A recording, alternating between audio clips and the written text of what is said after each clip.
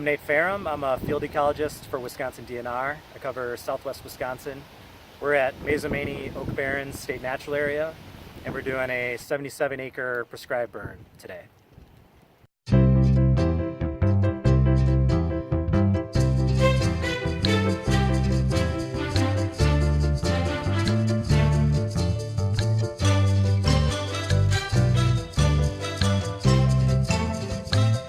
Well, our main considerations are safety, especially for the crew that's doing the burn, and then for the public and everybody else out there.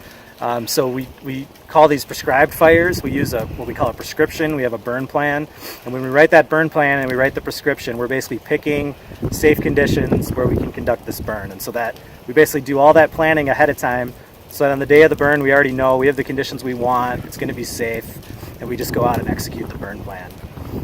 Smoke's a big concern, and so that's part of the burn plan process, is figuring out what kind of weather do we need so we get good smoke lift, what kind of wind direction do we want so that the smoke's not blowing across a road, and things like that.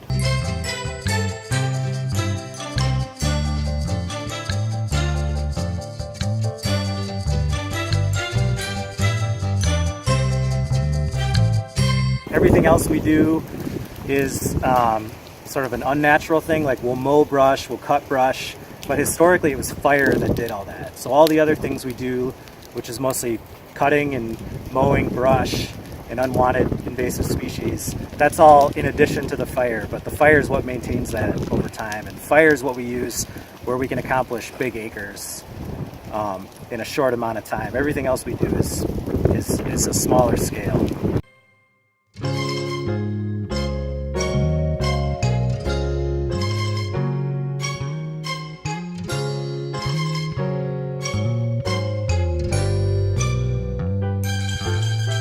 So there's protocols for any species that are special concern. So before we even do a burn, we go through a protocol where we look at every single species that's threatened or special concern, and we have experts that address those issues. So sometimes it's leaving refugia, so areas that are unburned within the burn, so we're not affecting those rare species. It's also a matter of timing, so sometimes you can burn a plant per se as long as it's not blooming. So as long as we're not burning in June, it's okay.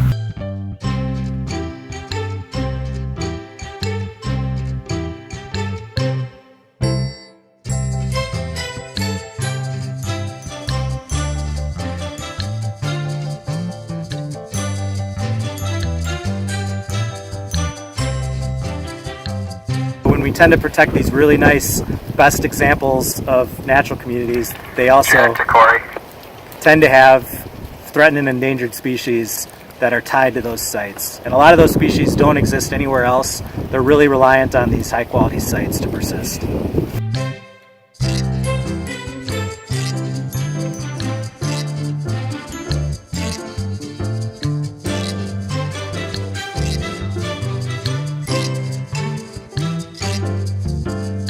Today's burn went really well. It was kind of marginal burn conditions, but the site burned perfectly with that. We got some good brush kill, good oak kill, which will really help with berries. But with a more moderate intensity, all the larger oaks will still be safe. So I'm really happy with how everything went today.